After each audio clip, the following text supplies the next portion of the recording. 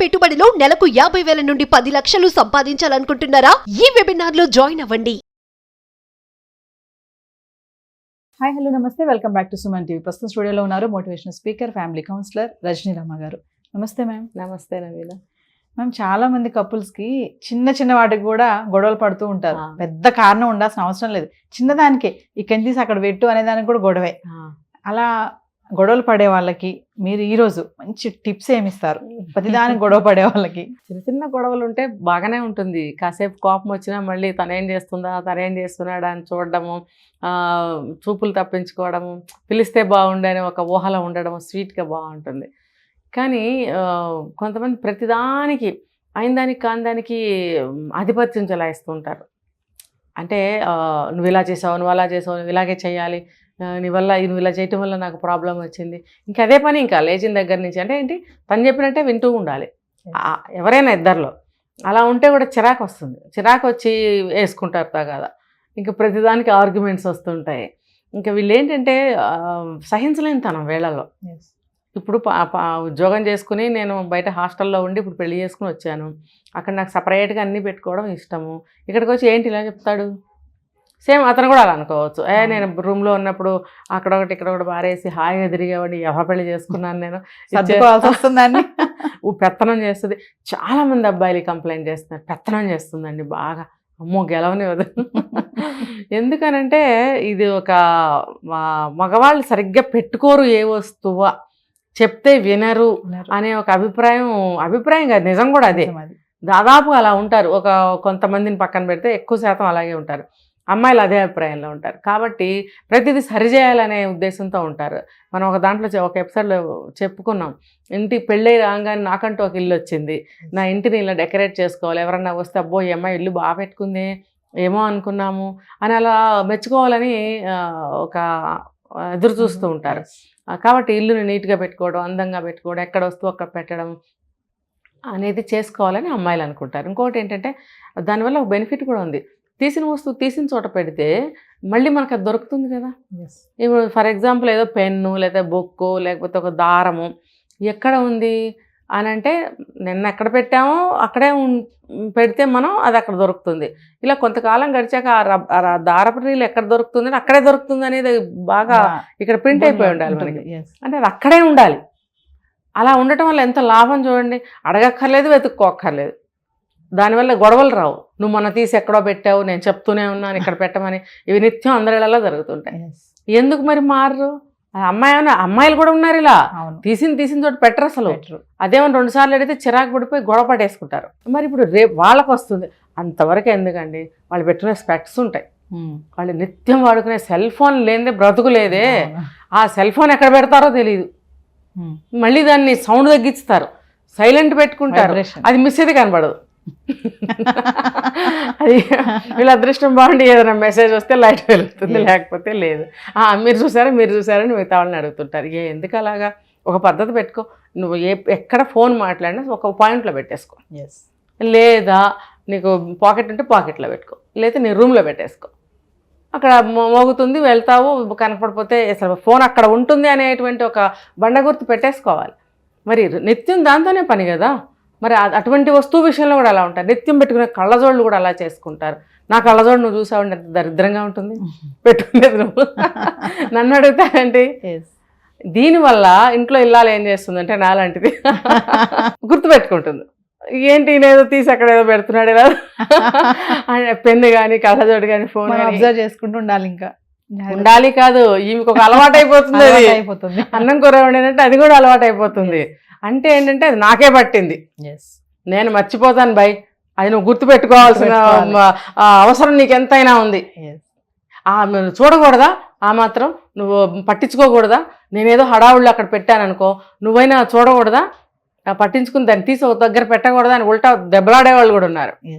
అది పెట్టుకునేది వాడుకునేది అది నీకు అవసరం, మాకేంటి, మేమెందుకు చూడాలి, మేమెందుకు పట్టించుకుంటాను, మళ్ళీ తీసుకెళ్ళి జాగ్రత్తగా పెట్టాలా? ఇంట్లో ఎవరికి ఏ వస్తువు కనపడిపోయినా సెంటర్ పాయింట్ మదర్ని అడుగుతారు వచ్చి. అప్పుడు ఈవిడ అన్నీ అడుగుతారు కదా అని చెప్పి పాపం ఈవిడ అన్నీ చూడటం, గుర్తుపెట్టుకోవడం, మళ్ళీ తీసుకెళ్ళి దాన్ని సేమ్ ప్లేస్లో పెట్టడానికి ట్రై చేయడము, ఇవన్నీ పాపం ఈవిడికి ఎక్స్ట్రా బర్డెన్ అయిపోతుంటాయి. వీటి వల్ల గొడవలు వస్తూనే ఉంటాయి. ఇంట్లో ప్రతి ఇద్దరి మధ్యన వస్తూ ఉంటాయి. ఒక భార్యాభర్తలే కాదు, ఈ గొడవలు. ఇంకోటి ఏంటంటే ఎక్స్ట్రా మ్యారిటల్ అఫైర్స్ పెట్టుకుంటారు కొంతమంది. వాటి వల్ల గొడవలు రావా? ఎందుకండి అలా పెట్టుకోవడము? నువ్వు చక్కగా పద్ధతిగా పెళ్లి చేసుకున్నావు, నువ్వు దీనికి కట్టుబడి ఉండాలి. పెళ్ళి అంటే 100 ఏళ్ళు పంట. ఇప్పుడు ఒక వస్తువు కొనుక్కొచ్చి ఇష్టంగా పెట్టుకుంటావు, మరి దుమ్ము బట్టి మాసిపోదా? అంత మాత్రం చేత దాని వాల్యూ పోతుందా? భార్య పాతదైతే మాత్రం వాల్యూ పోతుందా? ఆ జ్ఞానం బుద్ధి వాళ్ళకు ఉండాలి. ఎక్స్ట్రా మ్యారిటల్ అఫైర్స్ పెట్టుకోవడం, వెళ్ళిపోవడం. ఇంకోటి ఏంటంటే ఇద్దరిలో ఏ ఒక్కరో ముందు చేసినా రెండో వాళ్ళు మార్చాలని చేసే ప్రయత్నంలో కానీ, లేకపోతే నేనెందుకు చేయకూడదు అనే పద్ధతిలో కానీ వీళ్ళు పెట్టుకుంటారు. దానివల్ల వస్తాయి చాలా పెద్ద గొడవలు, చివరి డివోర్స్లు కూడా అయిపోతాయి అలాంటి కేసెస్లో.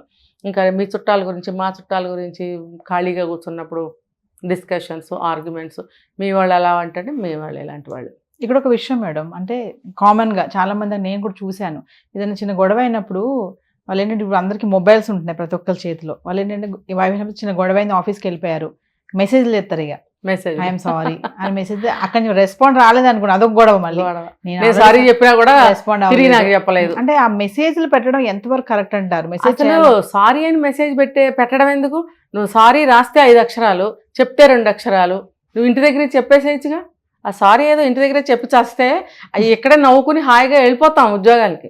నువ్వు అక్కడికి వెళ్ళిన తర్వాత పెద్ద స్టైల్గా, అంటే నీ ఈగో ఎంత అడ్డం వస్తుందో, నీకు చెప్పాలని ఉన్నా కూడా నీ ఈగో అడ్డం వస్తుంది. అక్కడ అడ్డం వచ్చి నువ్వు సారీ అని చెప్పి మెసేజ్ పెడతావు. పెట్టినప్పుడు వాడికి కాలుతుంది. అక్కడ కాలి ఇంటి దగ్గర అంతసేపు ఉంటే సారీ అని చెప్తే అయిపోయేది కదా. ఇక్కడ సారీ అని మెసేజ్ పెడుతుందా? నేను వెంటనే రెస్పాండ్ అయ్యి సరేలా బంగారం అని అనాలా నిన్ను? ఇంటి దగ్గరే అని అంటే ఈ బంగారం అని నేను ముద్దు పెట్టేవాడినా, కావలించుకునేదాన్ని, ఏదో ఒకటి చేసేదాన్ని కదా, చేసేవాడిని కదా. నువ్వు నీకు ఇంత గర్వం అయితే నువ్వు పెట్టంగానే నేను ఎందుకు రెస్పాండ్ అవ్వాలి? నేను తీసుకుంటా టైం. నువ్వు ఇంత టైం తీసుకున్నావు కదా, నేను తీసుకుంటా. ఇది ఒకటి. ఈ మెసేజ్లు ఎందుకండి? చక్కగా చెప్పుకోండి. ఏదోలే అయిపోయింది, సీరియస్గా ఉండకు, పద నవ్వుకుంటూ వెళ్ళిపోదాం అని అనాలి. నేనైతే అలాగే అంటానండి. ముఖం మార్చుకుని బయటకు వెళ్ళటం నాకు ఇష్టం ఉండదు. అక్కడ షార్ట్అవుట్ చేసేసుకుని సరే అయిపోయింది, పద నవ్వుకుంటూ వెళ్ళిపోదాం. అలా ఉంటేనే కుటుంబాలు కానీ, ఫ్యామిలీ, భార్యాభర్తల బంధాలు కానీ, ఏ రిలేషన్ అయినా బాగుంటుందండి అసలు. మరి కొంతమందికి మేడం దాన్ని అంటే సరిగ్గా ఎక్స్ప్రెస్ చేయడం రాదు. అటు వైఫ్కే కానీ హస్బెండ్కే కానీ ఏదైనా గొడవ జరిగింది అనుకోండి, అర్థమయ్యేలాగా ఎక్స్ప్లెయిన్ చేయడంలో కూడా విఫలం అవుతూ ఉంటారు. దీనికి ఏం టిప్స్ చెప్తారు? వాళ్ళు నేర్చుకోవాలండి. రాదంటే అన్నీ వచ్చా? పుట్టంగానే అన్నీ వచ్చేసినా పెళ్లి రోజే తాళి కట్టించుకోవడం వస్తుంది. అమ్మ ఇది మంగళసూత్రం ఇక్కడ పట్టుకో అమ్మ, పైకి ఇక్కడికి వెళ్ళిపోతుంది, లేకపోతే అబ్బాయి వెనక్కి కడతాడు కదా, కనపడదు, తాడు వెనక్కి వెళ్ళిపోతుంది, పట్టుకో అమ్మ అంటే ఇక్కడ లాగి పట్టుకుంటారు. మరి నీకు అది ముందు అలవాటు చేసుకున్నావు ఆ రోజు. పెళ్ళైన తర్వాత అన్నీ జరుగుతాయి, అవన్నీ అలవాట.